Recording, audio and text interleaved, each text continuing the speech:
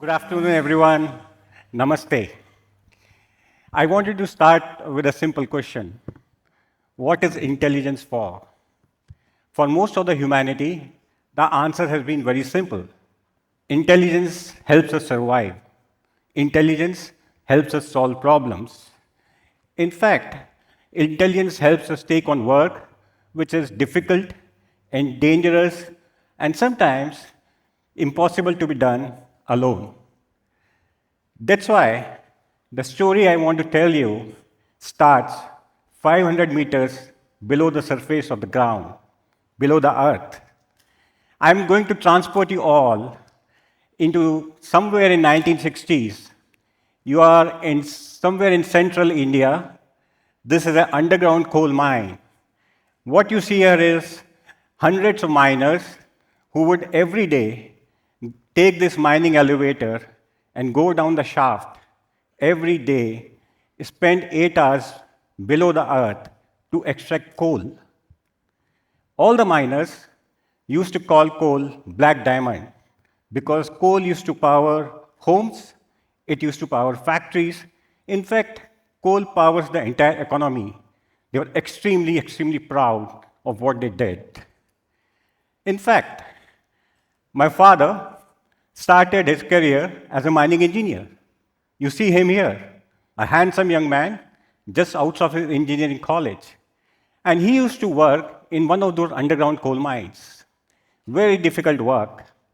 There'll be him and his team, which will go down every day, hundreds of meters below the ground, and for 8 hours, 365 days a year, work there.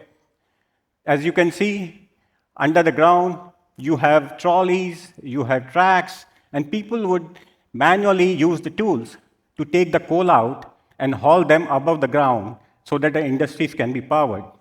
I was a kid then. I didn't fully understand what he did, but I understood what my family felt. Why?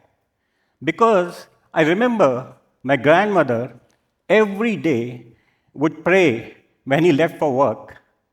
Because when somebody disappears so far below the surface of the earth, there's an uncertainty, there's a risk. And that is what it is. But it was a very difficult work. It was a dangerous work, but it had to be done. And that generation pretty much did it. In fact, I didn't realize it then, but that image stayed with me forever. In fact, I still recollect, I was a kid, when he used to come back, I used to run to him and he'll say, no, go away. Let me take a bath first. I could still, I have a sense of a smell, the coal dust on his clothes, that still stays with me. But then I didn't realize that that thing stayed with me even today. But if you look at it, that is the history of the humanity, right? We find a burden, we find a problem, and then we really work hard to solve it. And that's what it is all about, right? There's a problem, we all work towards it and solve it. Let's move further. 25 years later, 1993, I was an engineering student, and I was working on my final year dissertation. What was my topic? Expert systems. In fact, the photo you see on the right is a photo of the project report I submitted. Back then, artificial intelligence was not a buzzword. And what fascinated me and my team was, can machines really think? Can they behave like experts? Can they make decisions? Can they replicate human judgment? It was a very futuristic question at that point in time. Today, it feels very quaint. It feels very naive. Because today, we are not really thinking about, can machines think? We are talking about, can machines act? And people, normally ask me, if AI has transformed so much, why is everyone talking about embodied AI? We are talking about embodied AI because the digital AI, as we all know it, it can pretty much analyze data, it can analyze patterns, it can even reason, but it cannot interact with the physical world around it. That's a fact. And that is what is changing. Now we are teaching machines how to act, how to perceive, how to really move around, and sense the physical world around them. That is what is embodied AI all about. And we see this in multiple ways, right? I think most of us know we see these robotics arms in the factories. We see these EVs all around us. We know about drones. We also know about humanoid robots. This is what embodied AI is all about. In fact, the evolution of robotics pretty much resembles the evolution of intelligence itself. Because at first, we had machines that could simply follow human instructions, fixed instructions, right? And then came machines who would understand the surroundings and navigate the surroundings around that. Thereafter, we had machines who could learn from human beings. But today, we are entering an era where vision, reasoning, language, and motion, they all are coming into a single system. And when this happens, the intelligence begins to move out. It begins to move out from screen into the real physical world. And when that happens, there's a potential of artificial intelligence to as profoundly impact our physical world as the digital AI did our information world. Kind of wondering about this question, will silicon rival carbon someday? What it really means in language is, will there be a day where machines will be as capable, if not more capable, than human being? And with the advent, with the arrival of embodied AI, I think we are getting there, because we are now having machines which can pretty much perceive, which can pretty much understand, and they are trying to learn to navigate into the world around them. And that's why many of us, like me, believe embodied AI, all this that you see here, is going to be the most potent, most powerful productivity force this generation has ever seen. But amidst all this excitement, we all miss a point. This thing is not about robotics. This thing, I believe, is about trust. Why do I say that? Let me explain this. My son, he's 21 years now, by the way. When he was a kid, his most favorite toy was a transformer robot. I think you all know them. They are powerful, they are very capable, and they have this ability to transform into something else when needed. He used to simply love it. In fact, he used to talk to it.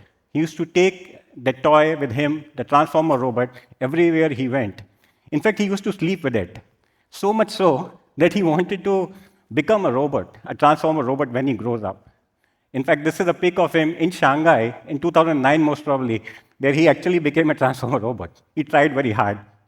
Now, I used to wonder, what is it in that harmless toy that the kids place so much of trust in that? They played so much trust in them because they found them capable, they found them reliable, and they found them very helpful. They did not, look at them just because they were sophisticated, but these are the qualities they looked at it. And that thing stayed with me for a very, very long time. In fact, very recently, we had COVID. And I think during that time, first time ever, we saw the trust that the humanity placed on the physical machines. In fact, living in Shanghai during that time, some of us would have realized, and we were fascinated by the power of machines during that time. We actually saw machines disinfecting public places. We had service robots delivering food to the different hotels. We also had robots assisting healthcare workers. We all trusted them, not because they were sophisticated. We trusted them because they were reliable. They showed up when needed, and they reduced the risk. And that, for me, is the biggest lesson that AI can take, that the trust comes before technology. Trust comes before adoption. And trust is what makes the technology being adopted. I think that's really the lesson that we can take forward. In fact, we are seeing the signs of it in embodied AI, right? I've spent almost close to 30 years in the industry, in the technology industry, and with the privilege of leading one of the very large and successful technology company in China, I see myself witnessing another inflection point. And that inflection point is all about digital or embodied AI, which is digital AI becoming visible. We see the signs of it, right? We see robots now in warehouses, logistics centers, in hospitals. We see them in elder care facilities. So much so, if you recollect, we actually recently saw them running marathons. And they, in fact, they were better than human beings. We see them performing in the gala, the New Year gala. I think the fantastic performance that was done, we all remember it, and we are going to remember it for a long, long time. All these moments capture our imaginations. But I think these are just the signals. These are the signals that the intelligence is stepping out of the screens and getting into the physical world. I think that is the most important thing. And when that happens, people have questions in their mind. They feel that, what are the different possibilities? What is it that these things can do for us? And we think, there are many unanswered questions. What will happen when robots get into the factory? How will they behave? What will be the contracts between the human beings and the robots? How will they interact with the existing systems? There are many, many unanswered questions. In fact, if you look at the last 2 or 3 years marathons, we had so many videos floating around where the robots are falling and then they get up again, and so many things. So there are a lot of hiccups, but we are getting there. And one of the lessons that I've learned, being in this industry for so long, is that nothing comes easy. We all learn through iteration, and machines will be no different. If you recollect, humans don't learn, they are not perfect, right? You don't get the breakthrough just waiting for the perfection. Human beings learn through experiences. Our kids, children learn through experiences. And therefore, machine is going to do the same. And that's what will happen with the robotics and machines also, because every time they do this, they will learn. And the future will belong to them who will deploy, learn, improve, and deploy again. What I really mean by this is whenever machines interact, they create more data. As you have more data, you have better intelligence.